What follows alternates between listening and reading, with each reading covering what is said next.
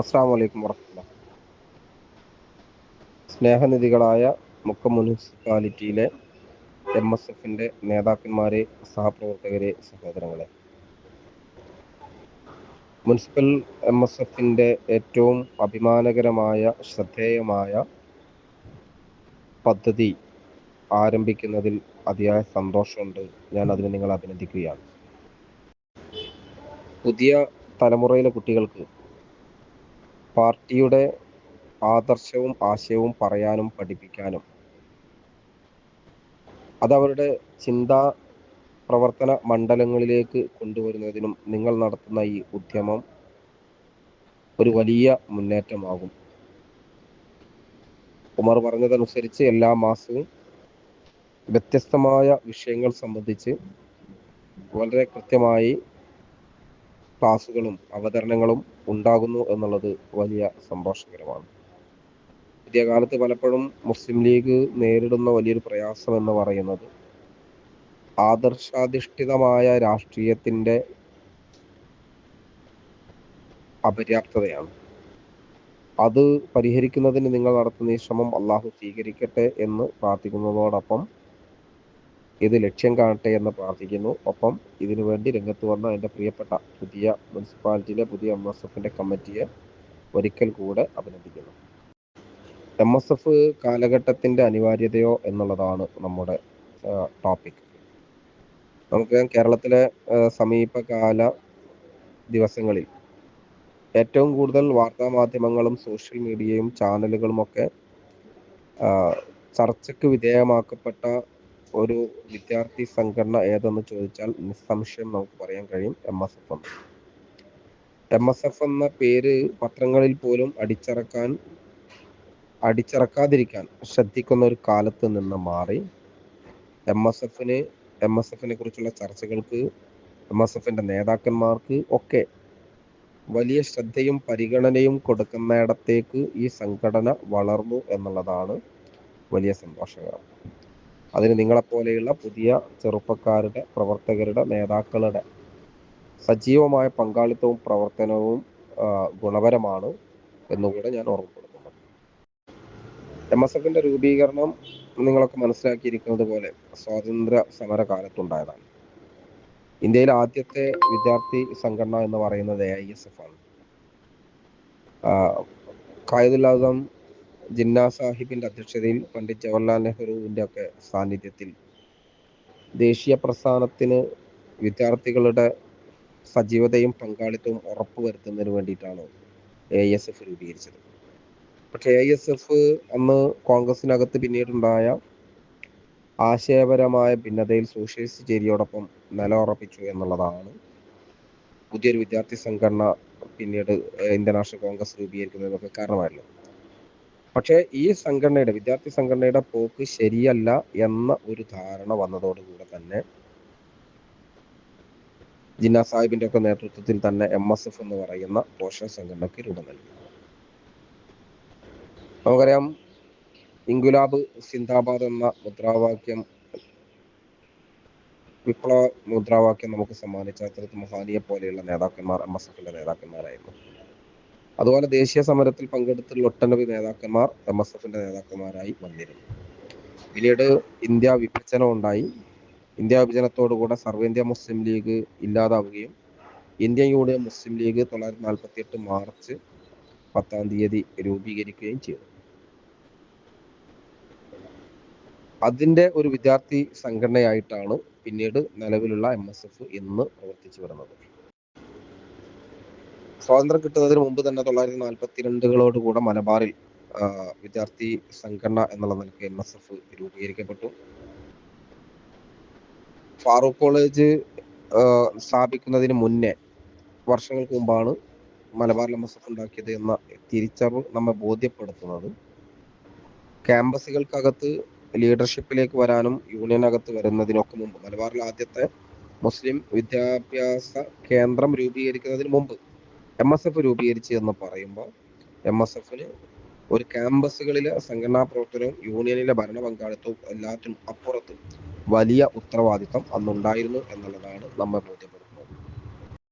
അതിന്റെ പശ്ചാത്തലം എന്ന് പറയുന്നത് 1921 ഖിലാഫത്ത് മൂവ്മെന്റ് നിങ്ങൾക്ക് ഓർമ്മയുണ്ടാകും.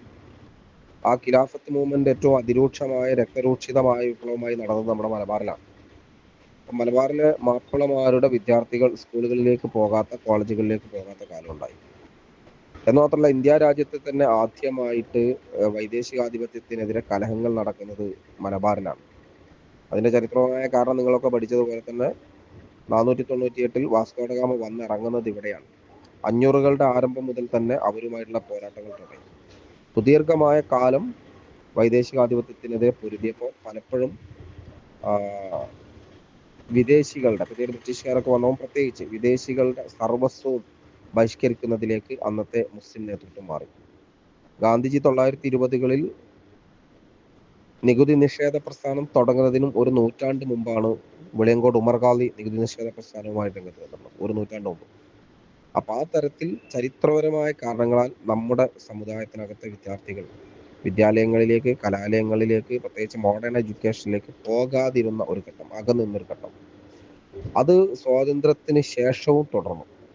ആ തുടരുന്ന ഘട്ടത്തിൽ അവരെ വിദ്യാലയങ്ങളിലേക്ക് എത്തിക്കുക എന്ന വളരെ ചെറിയ ഒരു ദൗത്യമാണ് അന്ന് MSF ഏറ്റെടുത്തിരുന്നത്. സ്കൂളുകളുടെ ഉമ്മറപ്പടി പോലും എത്തി നോക്കാൻ കെൽപ്പില്ലാതെ, സാമ്പത്തികമായി കെൽപ്പില്ല, അതുപോലെ തന്നെ സാഹചര്യങ്ങളാൽ, സാമൂഹിക സാഹചര്യങ്ങളാലും കെൽപ്പില്ലാത്ത ഒരു സമുദായത്തിലെ കുട്ടികളെ പതിയെ പതിയെ പതിയെ വിദ്യാലയങ്ങളിലേക്ക് എത്തിക്കുക എന്ന വലിയ ദൗത്യമാണ് MSF. അന്ന് MSFന്റെ ഏറ്റവും വലിയ പ്രവർത്തനം എന്ന് പറയുന്നത് സ്കൂളുകളിലേക്ക് കുട്ടികളെ കൊണ്ടുവരിക, റിലീഫ് പ്രവർത്തനങ്ങൾ നടത്തുക, കുട്ടികൾക്ക് ആവശ്യമുള്ള മറ്റ് സൗകര്യങ്ങൾ ചെയ്തു കൊടുക്കുക എന്നുള്ള ചെറിയ കാര്യമായിരുന്നു. അങ്ങനെ വളർന്നു വന്നു സർവകലാശാലകളിൽ, കോളേജുകളിൽ എല്ലാം MSF എത്തി. നിങ്ങളൊക്കെ മനസ്സിലാക്കിയതുപോലെ 1980കളുടെ 79 മുതൽ 84 വരെയുള്ള കാലം, ആ കാലത്താണ് കാലിക്കറ്റ് സർവകലാശാലയിലെ ഭരണകേന്ദ്രങ്ങളിലേക്ക് MSF എത്തുന്നത്. ഹബീബ് റഹ്മാൻ സാഹിബ് MSFന്റെ സംസ്ഥാന അധ്യക്ഷനും തുടർന്ന് അദ്ദേഹത്തിന്റെ നേതൃത്വത്തിൽ സംഘടന നടക്കുകയും ചെയ്ത കാലം. ആ 5 വർഷമാണ് തുടർച്ചയായിട്ട് 2 തവണ MSF യൂണിയൻ ചെയർമാനെയും ശ്രീ CM യൂസഫിനെയും അതുപോലെ തന്നെ TPV കാസിമിനെയും, TPV കാസിം പിന്നീട് MSFന്റെ സംസ്ഥാന പ്രസിഡന്റൊക്കെ ആയി. ഇപ്പൊ സുഖമില്ലാതെ കിടക്കാണ്. അള്ളാഹു അദ്ദേഹത്തിന് ആഫിയത്തുള്ള ദീർഘായുസ് കൊടുക്കട്ടെ, ശിഫ നൽകട്ടെ എന്ന് നാം പ്രാർത്ഥിക്കാം. ഈ 2 പേർ ചെയർമാൻമാരായി വന്നു. സി മമ്മൂട്ടി XML ഉൾപ്പെടെയുള്ള ആളുകൾ ജനറൽ സെക്രട്ടറിമാരായി വന്നു. അങ്ങനെ 5 വർഷം ഹനീഫ പെരിഞ്ചേരിയൊക്കെ ജനറൽ സെക്രട്ടറി അതിനുശേഷം. അപ്പൊ ഈ 5 കൊല്ലം ആണ് അന്ന് യൂണിയൻ ഭരിച്ചത്. അതാണ് സർവകലാശാല തലത്തിലേക്ക് MSFന്റെ കടന്നു വരവ് എന്ന് പറയുന്നത്. ക്യാമ്പസുകളിൽ ഇതോടെ വളരെ സജീവമായി വന്ന MSF, അത്രയും കാലം നമ്മൾ കേട്ടിരുന്ന ആരോപണം എന്ന് പറയുന്നത് മുസ്ലിയാക്കന്മാരുടെ കുട്ടികളുടെ വിദ്യാർത്ഥി സംഘടന, അതുപോലെ മൊട്ടയടിച്ച മാപ്പിളമാരുടെ സംഘടന എന്നുള്ളതായിരുന്നു. ആ ആരോപണത്തിൽ നിന്ന് മാറി പുതിയ കാലത്ത് സർവകലാശാലകളിൽ, ക്യാമ്പസുകളിൽ, സ്കൂളുകളിലൊക്കെ വലിയ വിജയം നേടുന്നിടത്ത് നമ്മളെത്തി. ഈ നേരത്തെ പറഞ്ഞ ഹബീബിന്റെ കാലത്തിന് ശേഷം 1991 നമ്മൾ യൂണിയൻ ഭരണസാരഥ്യത്തിലേക്ക് എത്തി. പിന്നീട് 2004 പിന്നീട് TP അഷ്റഫ് അലി പ്രസിഡന്റും ഞാൻ ജനറൽ സെക്രട്ടറി ഒക്കെ ആയ സമയത്ത് 2013, 14, 15 3 വർഷം തുടർച്ചയായി, ഹബീബ് റഹ്മാന് ശേഷം 3 വർഷം തുടർച്ചയായിട്ട് യൂണിയൻ ഭരണം പിടിച്ചത് നമ്മുടെ കാലത്താണ്, നമ്മൾ പിടിച്ചു. അതിനുശേഷം ഇപ്പൊ 2 വർഷമായിട്ട് PK നവാസിന്റെ നേതൃത്വത്തിലുള്ള കമ്മിറ്റിയുടെ, നജാഫിന്റെ നേതൃത്വത്തിലുള്ള കമ്മിറ്റി ഭരണം പിടിച്ചു. അങ്ങനെ കാലിക്കറ്റ് സർവകലാശാലയിൽ, വിവിധ സർവകലാശാലകളിൽ പിന്നീട് നമ്മുടെ ഓരോ ഘട്ടങ്ങളിൽ നമ്മൾ കടന്നു വന്നു. ഞങ്ങളുടെ കാലത്ത് കേരള യൂണിവേഴ്സിറ്റിയിൽ ബലീറ താഹ എന്ന് പറയുന്ന അന്നത്തെ ഹരിതയുടെ സെക്രട്ടറി വന്നു. 4 സെനറ്റർ മെമ്പർമാരെ ഒരു ഘട്ടത്തിലും 3 പേരെ ഒരു ഘട്ടത്തിലും MGയിൽ നമ്മൾ തിരഞ്ഞെടുക്കപ്പെടാൻ പറ്റി. കണ്ണൂരിൽ സെനറ്റർമാരുണ്ടായി, വയനാട് ജില്ലാ റപ്പുണ്ടായി. ഇത്തരം വിജയങ്ങളൊക്കെ വീണ്ടും നമ്മളിപ്പോഴും ആവർത്തിച്ചുകൊണ്ടിരിക്കുകയാണ്. പഴയ കാലത്ത് കയറി ചെല്ലാൻ പറ്റാത്ത പല ക്യാമ്പസുകളിലും നമ്മൾ എത്താൻ തുടങ്ങി. ഇതിനൊരു വലിയ മുന്നേറ്റം ചരിത്രപരമായ മുന്നേറ്റം എന്ന് പറയുന്നതും ഒന്ന് ഹരിതയാണ്, ടെക്ഫഡ് ആണ്, മെഡിഫഡ് ആണ്. MSF മാത്രമായി പ്രവർത്തിച്ചിടത്ത് നിന്ന് പെൺകുട്ടികളുടെ നേതൃത്വം കൂടെ സംഘടനക്കകത്ത് വന്നു. നമുക്കറിയാം, ഫാറൂഖ് കോളേജിൽ യൂണിയൻ ജനറൽ സെക്രട്ടറി ആയിട്ട് വനിതകൾ വന്നു. മിന്ന ഫർസാൻ എന്ന് പറയുന്ന കുട്ടി പിന്നീട് ചെയർപേഴ്സണായി വന്നു. ഇങ്ങനെ പെൺകുട്ടികളുടെ സാന്നിധ്യം ഉണ്ടായി. ഇന്ന് സർവകലാശാല യൂണിയന്റെ ചെയർപേഴ്സണായി തന്നെ പെൺകുട്ടികൾ വന്നു. ഇങ്ങനെ ക്യാമ്പസുകൾക്കകത്ത് സംഘടന വലിയ ഒരു പ്രസ്ഥാനമായിട്ട് മാറി, പ്രാദേശിക തലത്തിലും വലിയ പ്രസ്ഥാനമായി മാറി. ഇപ്പോ നമ്മുടെ ഉത്തരവാദിത്തം എന്ന് പറയുന്നത് തുടക്കഘട്ടത്തിലുള്ള ഉത്തരവാദിത്വമല്ല. സംഘടന വലുതാകുമ്പോൾ, സാമൂഹികമായ വികാസം ഉണ്ടാകുമ്പോൾ, സമുദായം വികസിക്കപ്പെടുമ്പോൾ, വിദ്യാഭ്യാസപരമായ പുരോഗതികൾ ഉണ്ടാകുമ്പോൾ വലിയ ഉത്തരവാദിത്തമാണ്. ആ ഉത്തരവാദിത്തമാണ് MSFകാർ നിർവഹിക്കപ്പെടേണ്ടത്. ഒന്നാമത്തെ ഉത്തരവാദിത്തം, പുതിയ കാലത്ത് വിദ്യാർത്ഥികളെ വരിഞ്ഞു മുറുക്കാൻ അല്ലെങ്കിൽ കുത്തിവലിക്കാൻ ഒരുപാട് കഴുകന്മാരുണ്ട് എന്നുള്ളതാണ്. മദ്യ ലഹരി മാഫിയ, സിന്തറ്റിക് ലഹരികൾ ഉൾപ്പെടെയുള്ള ലഹരി മാഫിയ അവർക്ക് മുമ്പിലുണ്ട്. തീവ്രവാദ ഗ്രൂപ്പുകളുണ്ട്, വർഗീയവാദ ഗ്രൂപ്പുകളുണ്ട്, വിഘടനവാദ ഗ്രൂപ്പുകളുണ്ട്, ജനാധിപത്യ വിരുദ്ധമായ ചേരികളുണ്ട്. എല്ലാത്തിനും അപ്പുറം SFI ഒക്കെ ഉൾപ്പെടെയുള്ള നിരീശ്വര നിർമ്മിത പ്രസ്ഥാനങ്ങളുണ്ട്. കണ്ണഞ്ചിപ്പിക്കുന്ന മോഹന വാഗ്ദാനങ്ങളും അതുപോലെ തന്നെ മറ്റ് തരത്തിൽ അവരെ ആകർഷിപ്പിക്കാവുന്ന സമീപനങ്ങളും ഒക്കെ ആയിട്ട് ഈ വിഭാഗങ്ങളൊക്കെ കുട്ടികളെ വലയിടുമ്പോൾ ഇത്തരം മേഖലകളിലേക്കൊന്നും കൊണ്ടുപോകാതെ കുട്ടികളെ സംരക്ഷിക്കുക എന്ന വലിയ ബാധ്യതയാണ് നമ്മളുള്ളത്. ഞാൻ പറഞ്ഞു, രൂപീകരണ കാലത്ത് വിദ്യാലയങ്ങളിലേക്ക്, കലാലയങ്ങളിലേക്ക്, വിദ്യാഭ്യാസത്തിന്റെ മേഖലയിലേക്ക് കുട്ടികളെ എത്തിക്കുകയാണ് നമ്മൾ വേണ്ടതെങ്കിൽ ഇന്ന് അവരെ ധാർമ്മികമായി സംരക്ഷിക്കപ്പെടുക എന്നുള്ളതാണ് നമ്മുടെ ഒന്നാമത്തെ ബാധ്യത. ജനാധിപത്യ ചേരിയിൽ ഉറച്ചു നിർത്തുക എന്നുള്ളതാണ്. മതേതരമായ കാഴ്ചപ്പാട് അവർക്ക് കൊടുക്കുക എന്നുള്ളതാണ്. അധ്യാപകരെ ആദരിക്കുന്ന, ഗുരുനാഥ രക്ഷിതാക്കളെ ആദരിക്കുന്ന, മുതിർന്നവരെ ആദരിക്കുന്ന ഒരു അച്ചടക്കമുള്ള സമുദായത്തെ വാർത്തെടുക്കുക. സിദി സാഹിബാണ് നമ്മളെ. സിദി സാഹിബിനെയും CH നെയും ഹബീബിനെയും പറയാതെ MSF പൂർത്തിയാവില്ല. സിദി സാഹിബ് MSFകാരോട് നൽകിയിട്ടുള്ള ഉപദേശം എന്ന് പറയുന്നത് നിങ്ങൾ സ്വതന്ത്രരല്ല എന്നുള്ളതാണ്. നിങ്ങൾ ഒരു കുറ്റിയിൽ കെട്ടിയ ആട്ടിൻകുട്ടിയെ പോലെ അല്ലെങ്കിൽ മേയ്ക്കാനിട്ട കാലിയെ പോലെയാണ്. ഇസ്ലാം എന്ന് പറയുന്ന ഒരു തൂണിൽ കെട്ടി ആ ഒരു കയറിന്റെ വൃത്തത്തിൽ മാത്രം ചുറ്റാൻ കഴിയുന്ന ആളുകളാണ് നമ്മൾ. മതനിഷേധത്തിലൂടെ അതുപോലെ തന്നെ മതവർഗീയതയിലൂടെ ഒക്കെ നമ്മുടെ കുട്ടികൾ വഴിതെറ്റി പോകാൻ സാധ്യതയുള്ളപ്പോൾ അതിന് പ്രതിരോധം സൃഷ്ടിക്കുക എന്നുള്ളതാണ് നമ്മുടെ ഒന്നാമത്തെ ബാധ്യത.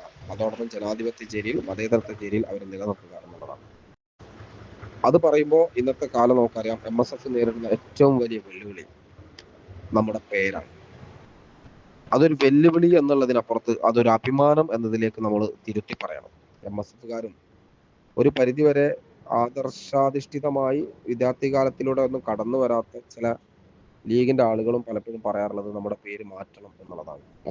നിങ്ങൾ ആലോചിക്കേണ്ടത്, ഇന്ത്യൻ യൂണിയൻ മുസ്ലിം ലീഗ് എന്ന പേര് നമ്മൾ എടുത്തത് 948-ലാണ്. 948 എന്ന് പറയുന്നത് 47 ഓഗസ്റ്റ് 15-ന് രാജ്യം വിഭജിതമായി സ്വതന്ത്രമായ കാലമാണ്. വിഭജനത്തിന്റെ ഉത്തരവാദിത്വം, വിഭജനത്തിന്റെ ചരിത്രത്തിലേക്ക് ഞാൻ പോകുന്നില്ല. ഹിന്ദു മഹാസഭയാണ് ആദ്യമായിട്ട് ഇവിടെ വിഭജനം വേണമെന്ന് പറഞ്ഞത്. RSS പിന്നെ അതിനെ ഏറ്റെടുത്തു. കോൺഗ്രസ് കൂടെ സമ്മതിച്ചതിന്റെ പേരിലാണ് രാജ്യം വിഭജിക്കപ്പെടുന്നത്. കാരണം വിഭജന കരാറിൽ എല്ലാവരും ഒപ്പിട്ടിട്ടുണ്ട്.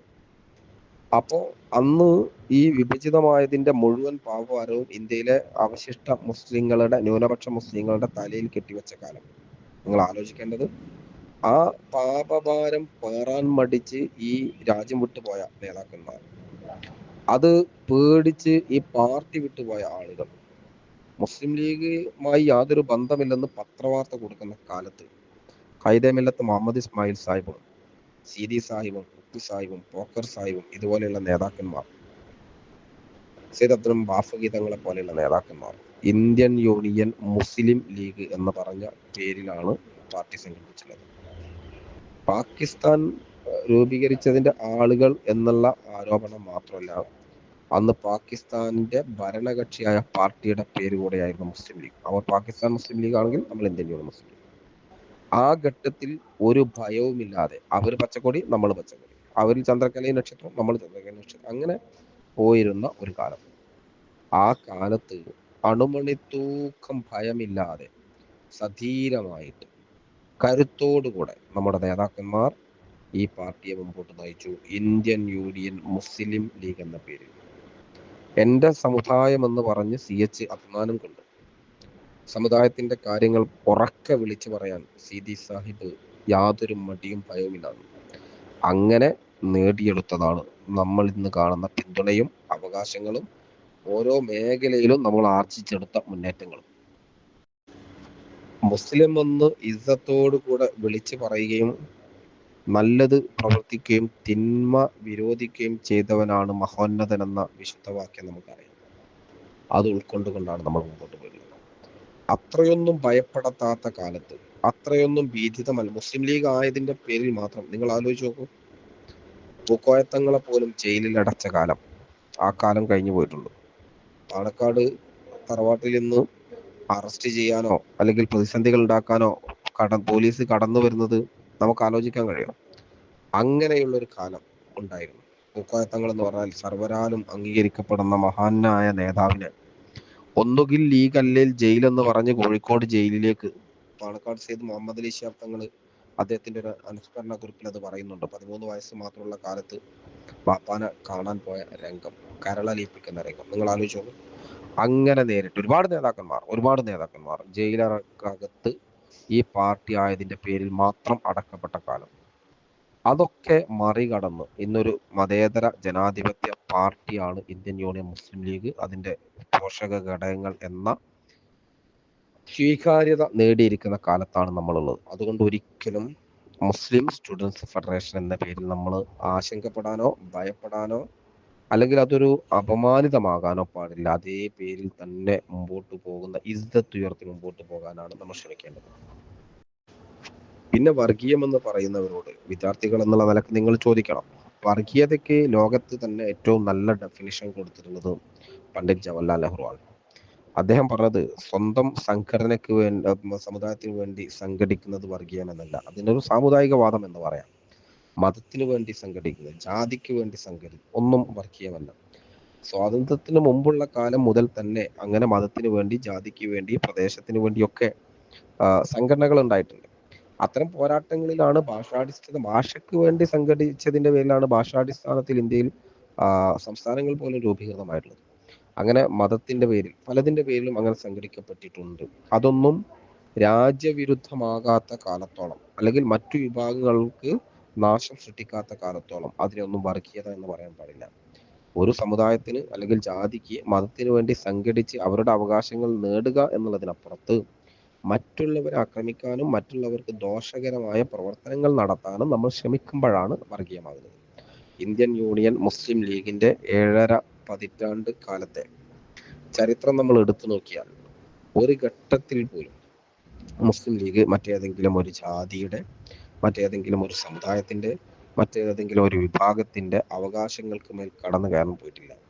CH മുഹമ്മദ് കോയ സാഹിബ് NSSന്റെ സംസ്ഥാന സമ്മേളനത്തിലാണ് പറഞ്ഞത്, എൻ്റെ സമുദായത്തിന്റെ ഒരു മുടിനാരിഴ ഞാൻ ആർക്കും വിട്ടുകൊടുക്കില്ല, മറ്റൊരു സമുദായത്തിന്റെയും ഒരു തലനാരിഴ ഞാൻ കവർന്നെടുക്കില്ല. അതാണ് മുസ്ലിം ലീഗിന്റെ നിലപാട്. ഒരു സമുദായത്തിനും കിട്ടുന്ന യാതൊരു അവകാശങ്ങളും കവർന്നെടുക്കാൻ നമുക്ക് സാധിക്കും. നോക്കൂ, അറബി, ഉറുദു, സംസ്കൃത ഭാഷകൾക്ക് വേണ്ടി പൊരുതി 3 ആളുകളെ നമ്മൾ ബലി നൽകി. മജീദ് റഹ്മാൻ കുഞ്ഞിപ്പ. അറബിക്ക് വേണ്ടി മാത്രം നമുക്ക് സംസാരിക്കാമായിരുന്നു, അല്ലെങ്കിൽ ഉറുദുവിനും അറബിക്കും വേണ്ടി മാത്രം നമുക്ക് സംസാരിക്കാമായിരുന്നു.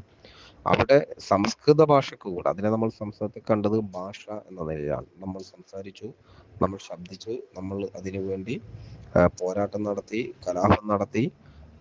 3 ധീരരായ യുവാക്കളെ നമ്മൾ ബലി നൽകി. അങ്ങനെ വർഗീയമായിരുന്നെങ്കിൽ സംസ്കൃതം വേണ്ട, ഇത് മതിയെന്ന് നമുക്ക് പറയാമായിരുന്നു. നമ്മളതിന് നിന്നില്ല. കേരളത്തിൽ ഒരു അറബിക് സർവകലാശാല വേണമെന്ന ആവശ്യത്തിന് ദശകങ്ങളുടെ പഴക്കമുണ്ട്. പക്ഷെ ഒരു അറബിക് സർവകലാശാല ഇത്രയും കാലം കേരളത്തിൽ ഉണ്ടായിട്ടില്ല. പക്ഷെ സംസ്കൃതത്തിന് ഒരു സർവകലാശാല 91 ഗവൺമെന്റ് കൊണ്ടുവന്നു. അന്നത്തെ വിദ്യാഭ്യാസ മന്ത്രിയുടെ പേര് ET മുഹമ്മദ് ബഷീർ എന്നാണ്. മുസ്ലിം ലീഗിന്റെ ഇന്നത്തെ ദേശീയ ഓർഗനൈസിംഗ് സെക്രട്ടറി. അദ്ദേഹം വിദ്യാഭ്യാസ മന്ത്രി ആയിരിക്കുമ്പോഴാണ് കുഞ്ഞാലിക്കുട്ടി സാഹിബും അതുപോലെ തന്നെ CT അഹമ്മദ് അലി സാഹിബും ഒക്കെയുള്ള TK ബാബ സാഹിബും ഒക്കെ ഉള്ള മന്ത്രിസഭയിൽ വിദ്യാഭ്യാസ വകുപ്പ് മുസ്ലിം ലീഗ് കൈകാര്യം ചെയ്യുമ്പോഴാണ് സംസ്കൃതത്തിന് ഒരു സർവകലാശാല കൊണ്ടുവരുന്നത്.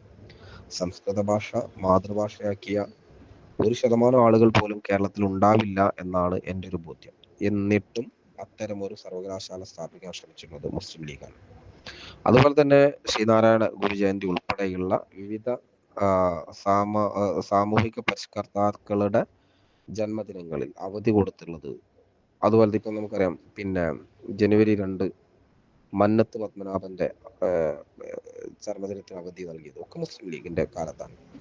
ഇങ്ങനെ മുസ്ലിം വിദ്യാർത്ഥികൾക്ക് സ്കോളർഷിപ്പ് കൊടുത്തപ്പോൾ നാടാർ വിദ്യാർത്ഥികൾക്ക് കൂടെ കൊടുക്കുന്ന തരത്തിലേക്ക് അതിനെ മാറ്റിയിട്ടുള്ളത്, അങ്ങനെ നൽകിയിട്ടുള്ളത് CH ആണ്. അവിടെ ഹിന്ദു, മുസ്ലിം, ക്രിസ്ത്യൻ, പാഴ്സി എന്ന വ്യത്യാസങ്ങളൊന്നും ഇല്ലാതെ അവശിഷ്ട അല്ലെങ്കിൽ അധസ്ഥിത അടിച്ചമർത്തപ്പെടുന്ന വിഭാഗങ്ങളെയെല്ലാം ഒരു കണ്ണോടെ കണ്ടുകൊണ്ട് പ്രവർത്തിച്ചു എന്നുള്ളതാണ് മുസ്ലിം ലീഗിന്റെ പ്രവർത്തനം. നമ്മളെപ്പോഴും അഭിമാനത്തോടു കൂടെ പറയാറുണ്ട്, 1921 കലാപത്തിന് ശേഷം മലബാർ നേരിട്ട ഏറ്റവും വലിയ പ്രതിസന്ധി എന്ന് പറയുന്നത് കോളറയും വസൂരിയുമായിരുന്നു. കൊറോണ കണ്ടവരാ നിങ്ങൾ. കൊറോണ പോലെ ദുരിതം വിതച്ച, ആയിരക്കണക്കിന് ആളുകൾ മരിച്ചു വീണ, കോളറയും വസൂരിയും ബാധിച്ച് മലബാറിൽ അങ്ങോളം ഇങ്ങനെ ഒരുപാട് ആളുകൾ മരിച്ചു വീണു. ആ മരിച്ചു വീണപ്പോൾ തിരുവങ്ങാടി മേഖലയിൽ ഇങ്ങനെ മരിച്ച കുട്ടികളെ സംരക്ഷിക്കുന്നതിന് വേണ്ടി തൻ്റെ വീട്ടിൽ ആരംഭിച്ചതാണ് തിരുവങ്ങാടി യത്തീംഖാന. എം കെ ഹാജി സാഹിബ് അങ്ങനെ ആരംഭിച്ച യത്തീംഖാനയിൽ അദ്ദേഹം എടുത്തു പോറ്റി വളർത്തിയ ഒരു കുട്ടിയുടെ പേരായിരുന്നു കെ പി രാമൻ. ആ കെ പി രാമന് വേണമെങ്കിൽ അദ്ദേഹത്തിന് അച്ഛനും അമ്മയും നഷ്ടപ്പെട്ട കുട്ടി, അനാഥനായ കുട്ടിയെ എം കെ ഹാജിക്ക് വേണമെങ്കിൽ മുസ്ലിം ആക്കാമായിരുന്നു. അത്തരം സൗകര്യങ്ങൾ ചെയ്തു കൊടുക്കാൻ, അല്ലെങ്കിൽ മൈൻഡ് ചെയ്യാതിരിക്കാമായിരുന്നു. അവരുടെ സമുദായക്കാരെ നോക്കിയോട്ടെ നോക്കാമായിരുന്നു. അദ്ദേഹത്തെ പഠിപ്പിച്ചു, ആ സ്ഥാപനത്തിൽ തന്നെ അധ്യാപകനാക്കി, MLA ആക്കി, PSC മെമ്പറാക്കി. ഇതുപോലെ അധസ്ഥിതനായ, ദളിതനായ, പട്ടികജാതിക്കാരനായ ഒരു ചെറുപ്പക്കാരനെ അദ്ദേഹത്തിന്റെ കഴിവുകൾ വളർത്തിക്കൊണ്ടുവന്നു അധികാരത്തിന്റെ സോപാനങ്ങളിലേക്ക്. PSC മെമ്പർ എന്നൊക്കെ പറഞ്ഞാൽ മുസ്ലിം ലീഗിന് കിട്ടുന്ന ഒന്നോ രണ്ടോ അംഗങ്ങളിൽ, അന്നൊക്കെ മെമ്പറാണ് മുസ്ലിം ലീഗിന് ഉണ്ടാവുക. അതിൽ ഒരു സമുദായത്തിലെ ആള് വരുന്നതിന് അപ്പുറത്ത് ഒരു പട്ടികജാതിക്കാരന് കൊടുത്തു, ദളിതന് കൊടുത്തു എന്നുള്ളത് മുസ്ലിം ലീഗ് വർഗീയമല്ല എന്നതിന്റെ തെളിവാണ്. നമ്മൾ വർഗീയവാദികളല്ലെന്ന് പറയേണ്ട ബാധ്യത നമുക്കില്ല. കാരണം നമ്മൾ എന്താണെന്ന് ഈ കേരളത്തിലെ സമൂഹം തിരിച്ചറിഞ്ഞിട്ടുണ്ട്. ആ തരത്തിൽ സാമുദായിക മൈത്രിക്ക് വേണ്ടി പ്രവർത്തിച്ചവരാണ് നമ്മൾ. പിന്നീട് പല ഘട്ടങ്ങളിലും അമ്പലങ്ങൾക്ക് വേണ്ടി, ഇപ്പോൾ മലപ്പുറത്ത് ക്രിസ്ത്യൻ ദേവാലയത്തിന് വേണ്ടി മലപ്പുറം നഗരത്തിൽ സ്ഥലം വിട്ടുകൊടുക്കാത്ത ഘട്ടത്തിൽ അതിനുവേണ്ടി, അത് നൽകാൻ വേണ്ടി ആഹ്വാനം ചെയ്തിട്ടുള്ളത് സയ്യിദ് മുഹമ്മദ് അലി ശിഹാബ് തങ്ങളാണ്. പല അമ്പലങ്ങളുടെയും മറ്റൊക്കെ പിന്നെ രൂപീകരണത്തിൽ തങ്ങളെ നമുക്ക് കാണാൻ കഴിയും. ബാബരി മസ്ജിദിന്റെ ധ്വംസന കാലത്ത് തങ്ങളുടെ സ്റ്റേറ്റ്മെന്റ് ഇപ്പോഴും എല്ലാവരും പറയാറുള്ളതാണ്.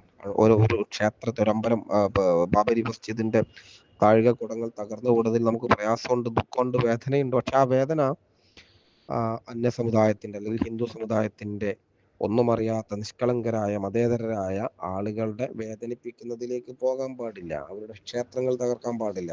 ആ ക്ഷേത്രങ്ങളുടെ ഒരു ഈർക്കിലി പോലും ഇളകാൻ പാടില്ല. നിങ്ങൾ കാവൽ നിൽക്കണമെന്ന് ആഹ്വാനം ചെയ്തത് നമ്മുടെ പ്രിയങ്കര നേതാവാണ്. അന്ന് അദ്ദേഹത്തിന് വികാരം പോരെന്ന് പറഞ്ഞ്, അദ്ദേഹത്തിന് ഭയമാണെന്ന് പറഞ്ഞ് ആക്ഷേപിച്ച പ്രഭാഷകരൊക്കെ ഉണ്ട്. അവരുടെയൊക്കെ ഇന്നത്തെ അവസ്ഥ നിങ്ങൾക്കറിയാം. ജീവിച്ചിരിക്കുന്നോ എന്ന് പോലും അറിയാത്ത രൂപത്തിൽ ദയനീയമായ സാഹചര്യത്തിലൂടെ ജീവിക്കാൻ അള്ളാഹു അവർക്കൊക്കെ മഗ്ഫിറത്ത് നൽകട്ടെ എന്ന് നമുക്ക് പ്രാർത്ഥിക്കാം. അങ്ങനെ ഒരു പാർട്ടി എന്ന നിലയിൽ, സംഘടന എന്ന നിലയിൽ നമ്മുടെ പ്രവർത്തനങ്ങൾ നോക്കിയാണ് വിലയിരുത്തപ്പെടേണ്ടത്. നമ്മൾ മതേതരമാണെന്ന് ബോധ്യപ്പെടുത്താൻ ഒരു ഘട്ടത്തിലും നേതാക്കന്മാരെ വിലക്കെടുത്തിട്ടില്ല, അല്ലെങ്കിൽ അണികളെ വിലക്കെടുത്തിട്ടില്ല. നമ്മൾ നമ്മുടെ പ്രവർത്തനങ്ങൾ ഇങ്ങനെ നടന്നു പോയപ്പോഴാണ് ഇന്ന് മുസ്ലിം ലീഗിന്റെ ദേശീയ കമ്മിറ്റിയിൽ ദളിതുകളുണ്ട്. അതുപോലെ തന്നെ സ്വാതന്ത്ര്യത്തിന് മുമ്പുള്ള മുസ്ലിം ലീഗിനകത്തും ദളിതുകൾ. ഇപ്പൊ നമ്മൾ പറയുമ്പോൾ ഭരണഘടനാ ശില്പി അംബേദ്കറെ കുറിച്ച് നമ്മൾ പറയാറുണ്ട്. ഇന്നെല്ലാവരും അംബേദ്കറിയൻസ് ആയിട്ട് അദ്ദേഹത്തെ പൂരിശ പറയാറുണ്ട്. RSS ഇപ്പോഴും അദ്ദേഹത്തിന്റെ പ്രതിമ തകർക്കാനും മറ്റു കാര്യങ്ങൾക്കൊക്കെ പോകാറുള്ളൂ. അദ്ദേഹം ഇന്ത്യയുടെ കോൺസ്റ്റിറ്റ്യൂന്റ് അസംബ്ലിയിലേക്ക്, ഭരണഘടനാ നിർമ്മാണ സഭയിലേക്ക് എത്തിയത് എങ്ങനെയെന്ന് പരിശോധിക്കണം. അത് എത്തിച്ചിട്ടുള്ളത് മുസ്ലിം ലീഗാണ്. അദ്ദേഹം ബോംബെയിൽ നിന്ന് മത്സരിച്ചു. അവിടെ അദ്ദേഹത്തെ അതിദയനീയമായി പരാജയപ്പെടുത്തി. ഇന്റർനാഷണൽ കോൺഗ്രസിന്റെ അക്കാലത്തെ നേതാക്കന്മാർ ഉൾപ്പെടെ അതിൽ പങ്കുണ്ടെന്നാണ് പറയപ്പെടുന്നത്. മദിരാശി സംസ്ഥാനം, നമ്മൾ മദിരാശി സംസ്ഥാനത്തിനോ ഇങ്ങോട്ട് മത്സരിക്കാൻ പോലും സമ്മതിച്ചില്ല. പിന്നീട് ജിന്നാ സാഹിബ് സുഹ്റവർദി, അന്നത്തെ ബംഗാളിന്റെ പ്രധാനമന്ത്രിയായിരുന്നു സുഹ്റവർദി. അദ്ദേഹത്തിന് കത്തെഴുതാൻ, നല്ല ചെറുപ്പക്കാരനാണ്, നല്ല ജ്ഞാനമുണ്ട്, വിവരമുണ്ട്, കോൺസ്റ്റിറ്റ്യൂന്റ് അസംബ്ലിയിലേക്ക്, ഭരണഘടനാ നിർമ്മാണ സഭയിലേക്ക് എത്തിക്കണമെന്ന് പറഞ്ഞ് അയച്ച കത്തിന്റെ ഫലമായിട്ടാണ് മുസ്ലിം ലീഗ് അദ്ദേഹത്തെ തെരഞ്ഞെടുത്ത് കോൺസ്റ്റിറ്റ്യൂന്റ് അസംബ്ലിയിലേക്ക് പറഞ്ഞയക്കുന്നത്. പിന്നീട് അദ്ദേഹം ചെയർമാൻ ആയതിനെ പറ്റിയാണ്, അതും കൊടുക്കേണ്ടി വന്നതാണ്. അന്നത്തെ സവർണ ജാതി മേധാവിത്വം അതിനും സമ്മതമായിരുന്നില്ല. അപ്പം ഇങ്ങനെ അമുസ്ലിമായ അല്ലെങ്കിൽ ദളിതനായ ഒരാളെ ഇന്ത്യയുടെ ലോകത്തെ തന്നെ ഏറ്റവും റിജിഡ് ആയിട്ടുള്ള, ഏറ്റവും വലിയ, ഏറ്റവും മഹത്തരമായ ഒരു ഭരണഘടനയുടെ നിർമ്മാണ ശില്പിയാക്കി മാറ്റുന്നതിൽ പിന്നിൽ പ്രവർത്തിച്ചുള്ളത് മുസ്ലിം ലീഗ് എന്ന് പറയുന്ന പാർട്ടിയാണ്. ഇങ്ങനെ ഓരോ ഘട്ടത്തിലും ഞാൻ ഓരോന്നോരോന്നായി പറയുന്നില്ല, അത് സമയം അതിന് അനുവദിക്കുന്നില്ല എന്നുള്ളത് കൊണ്ട്. പിന്നീട് മതമാണ് പ്രശ്നമെങ്കിൽ നിങ്ങൾ നോക്കൂ, ഇവിടെ എത്ര തീവ്രവാദ സംഘടനകൾ മതത്തിന്റെ പേരില്ലാത്തതുണ്ട്. RSS ലോകത്തെ തന്നെ ഏറ്റവും വലിയ വർഗീയ സംഘടന RSS ആണെന്ന പ്രവർത്തനം കൊണ്ട് അവർ 100 വർഷത്തെ പ്രവർത്തനം കൊണ്ട് അവർ ബോധ്യപ്പെടുത്തിയാണ്. ബാബരി മസ്ജിദ് തകർത്തത്, നിരവധിയായ വംശീയ ഉന്മൂലനത്തിന്റെ വർഗീയ കലാപങ്ങളുടെ കഥകൾ, ഇങ്ങനെ പലതും നമുക്ക് രാജ്യത്തിനകത്ത് പറയാനുണ്ടാകും. RSSന്റെ പേരിനകത്ത് എവിടെയെങ്കിലും ഹിന്ദു ഉണ്ടോ അല്ലെങ്കിൽ മറ്റു വല്ലതും ഉണ്ടോ? അതുപോലെ വ്യത്യസ്തമായ സംഘടനകൾ ഇവിടെ നടന്നിട്ടുള്ള സിഖ് മുന്നേറ്റത്തിന്റെ അല്ലെങ്കിൽ സിഖ് വിഭജനവാദത്തിന്റെ ആശയധാരകൾ സ്വീകരിച്ച ആളുകൾ, കമ്മ്യൂണിസ്റ്റുകൾ, അതുപോലെ വ്യത്യസ്തമായ ആളുകൾ, തീവ്രവാദ പ്രവർത്തനം നടത്തിയ മാവോവാദികൾ ഉൾപ്പെടെയുള്ള ആളുകൾ, എവിടെയെങ്കിലും ഭാരതീയ ജനതാ പാർട്ടി, അതിലൊന്നും ഒരു ഹിന്ദു എന്ന പദം ഇല്ലല്ലോ. എന്നാൽ അത്തരം പദങ്ങളുള്ള എത്രയെത്ര സംഘടനകൾ ഇവിടെ പ്രവർത്തിക്കുന്നു. ഇവിടെ NSS നമ്മൾ കേൾക്കുന്നു. NSS ഇപ്പോൾ അതിന്റെ ചില നിലപാടുകളൊക്കെ ഇടക്കാലത്ത് വർഗീയമായി വന്നിരുന്നെങ്കിലും നിലവിൽ വർഗീയമായ നിലപാടുകൾ സ്വീകരിക്കാത്തൊരു സമീപനവുമായിട്ട് NSS മുന്നോട്ട് പോകുന്നു. വെള്ളാപ്പള്ളി നടേശന് വർഗീയത തുളുമ്പിക്കൊണ്ടേയിരിക്കുന്നു എങ്കിലും ശ്രീനാരായണീയർ പൊതുവെ മതേതരവാദികളാണ്. അങ്ങനെ പല സംഘടനകളും മതേതരമായി പ്രവർത്തിക്കുമ്പോൾ പേരുകൊണ്ട് മാത്രം ഇത് ഭയപ്പെടുത്തുന്ന കമ്മ്യൂണിസ്റ്റുകൾ അവർ ശ്രദ്ധിക്കേണ്ടത് MSF വർഗീയമെന്ന് വിളിക്കുന്ന അവരുടെ പിന്തുണയോടുകൂടെയാണ് MSF ആദ്യമായിട്ടൊരു സർവകലാശാലയുടെ അധികാര കേന്ദ്രത്തിലേക്ക് വന്നത്. 1979-80 കാലത്ത് MSF അധികാരത്തിലേക്ക് വന്നിട്ടുള്ളത്, കാലിക്കറ്റ് സർവകലാശാല യുവന്റെ അധികാരത്തിൽ വന്നത് SFIയുടെ പിന്തുണയോടുകൂടെയാണ്. SFIക്ക് അന്ന് ജയിക്കണമെങ്കിൽ MSFനെ വേണമായിരുന്നു എന്നുള്ളതാണ് അതിന്റെ ഏറ്റവും വലിയ പ്രത്യേകത. അന്ന് ചെയർമാൻ തരികയാണെങ്കിൽ അവരോടൊപ്പം നിൽക്കാം എന്ന വാദത്തിന്റെ പേരിലാണ് നമ്മൾ നിന്നത്. സ്വതന്ത്ര ഇന്ത്യയിൽ ആദ്യമായിട്ട് മുസ്ലിം ലീഗുകാർ മന്ത്രിസഭയിൽ സംസ്ഥാന മന്ത്രിസഭയിൽ അധികാരത്തിലെത്തിയിട്ടുള്ളത് നമുക്കറിയാം CH മുഹമ്മദ് കോയ സാഹിബാണ്. EMSന്റെ മന്ത്രിസഭയിൽ. EMS എന്ന് പറയുന്ന കമ്മ്യൂണിസ്റ്റ് പാർട്ടിയുടെ താത്വികാചാര്യൻ നേതൃത്വം നൽകുന്ന മന്ത്രിസഭയിൽ 2 അംഗങ്ങളെ ഒരിക്കലും അതുപോലെ തന്നെ CH വിദ്യാഭ്യാസ മന്ത്രിമാരായി ഉണ്ടായി എന്നുള്ളത്. അപ്പൊ അന്ന് വർഗീയമല്ലാത്ത ഒരു സംഘടന ഇന്ന് വർഗീയമായി എന്ന് പറയുന്നത് അവരുടെ പരാജയം കൊണ്ട്, അവർ നേരിടുന്ന വെല്ലുവിളി കൊണ്ട്, ക്യാമ്പസുകളിൽക്കകത്ത് സ്വീകാര്യത ഇല്ലാത്തത് കൊണ്ട് എന്ന് മാത്രമല്ല, വർഗീയത വിറ്റ് ജീവിക്കേണ്ട ദുരവസ്ഥയിലേക്ക് SFIയും CPM ഒക്കെ എത്തി എന്നുള്ളത് കൊണ്ടാണ്. പലപ്പോഴും CPMന്റെ പല നേതാക്കന്മാരും പറഞ്ഞത് മുസ്ലിം ലീഗ് വർഗീയ പാർട്ടിയല്ല എന്നുള്ളതാണ്. കാരണം മുസ്ലിം ലീഗ് വർഗീയമല്ലെന്ന് പറയാൻ കൂടുതൽ തെളിവുകൾ ആവശ്യമില്ല. 7.5-8 പതിറ്റാണ്ട് കാലത്തെ മുസ്ലിം ലീഗിന്റെ പ്രവർത്തനങ്ങൾ, MSFന്റെ പ്രവർത്തനങ്ങൾ, പോഷക സംഘടനകളുടെ പ്രവർത്തനങ്ങൾ മതിയാവും. നമ്മൾ നടത്തുന്ന CH സെന്ററുകളിൽ ജാതിയും മതവും നമ്മൾ തരാറില്ല. നമ്മൾ നടത്തുന്ന റിലീഫ് പ്രവർത്തനങ്ങളിൽ ജാതിയും മതവും നമ്മൾ തരാറില്ല. ഇന്ന് നമ്മെ സംബന്ധിച്ചിടത്തോളം സന്തോഷകരമാണ്. ഗവൺമെന്റ് സൗകര്യം ഒരുക്കുന്നതിന് ഒരു മുഴം മുമ്പേ നമ്മൾ ഒരുക്കാൻ സന്നദ്ധമായി എന്നതുകൊണ്ട് മാത്രം ആ ഒരു പദ്ധതി ആകെ നശിപ്പിക്കാൻ CPMും ഗവൺമെന്റും ഇറങ്ങിയിട്ടുള്ള നമ്മളെ ചൂരൽമലയിലെ പുനരധിവാസ പ്രവർത്തനങ്ങൾ ഇന്ന് തുടക്കം കുറിച്ചു. അവിടെ നമ്മൾ ജാതിയും മതവും നോക്കുന്നില്ല. അതുപോലെ തന്നെ നമ്മുടെ ബൈത്തുറഹ്മകളിൽ ഈ കേരളത്തിലെ ആദ്യത്തെ ബൈത്തുറഹ്മ പോലും കൊടുത്തുള്ളത് തവനൂരിലെ ഒരു അമുസ്ലിമായ സഹോദരന് വേണ്ടിയിട്ടാണ്. ആ തരത്തിൽ ഒന്നാമത്തെ ബൈത്തുറഹ്മ ആ തരത്തിൽ നമ്മുടെ പ്രവർത്തനങ്ങൾ കൊണ്ട് നമ്മൾ അടയാളപ്പെടുത്തിയതാണ്. കാലത്തെ നമ്മളോടൊപ്പം വളർത്തിയതാണ്. ആ പാരമ്പര്യത്തിന്റെ, ആ പ്രവർത്തന പാതയുടെ ആർക്കു മുമ്പിലും മറച്ചു വെക്കാനില്ലാത്ത സുതാര്യമായ പ്രവർത്തനങ്ങളിലൂടെ കേരളീയ പൊതുസമൂഹം തിരിച്ചറിഞ്ഞിട്ടുണ്ട് മുസ്ലിം ലീഗ് ഒരു സെക്യുലർ സ്പേസ് ആണെന്ന്. രാഹുൽ ഗാന്ധി പോലും ഒരഭിമുഖത്തിനകത്ത് അമേരിക്കയിലാണെന്നാണ് എൻ്റെ ഓർമ്മ, പറയുന്നത് ഓർമ്മയുണ്ട്. ആ തരത്തിൽ എല്ലാവരും സ്വീകരിക്കുന്ന, എല്ലാവരും അംഗീകരിക്കുന്ന ഒരു മതേതര സംഘടനയായിട്ട് MSF മുസ്ലിം ലീഗ് തുടർന്നു പോകുന്നു. ഞാൻ നേരത്തെ സൂചിപ്പിച്ചതുപോലെ ന്യൂനപക്ഷങ്ങൾ ഒരുമിച്ചിരുന്ന് നമ്മുടെ അവകാശങ്ങൾ കൂടുതൽ നേടിയെടുക്കേണ്ട പ്രത്യേക സാഹചര്യമുള്ള കാലത്ത് MSFന്റെ പ്രവർത്തനം അല്ലെങ്കിൽ MSF എന്ന സംഘടനയുടെ അനിവാര്യത നമ്മെ ബോധ്യപ്പെടുത്തുന്നു.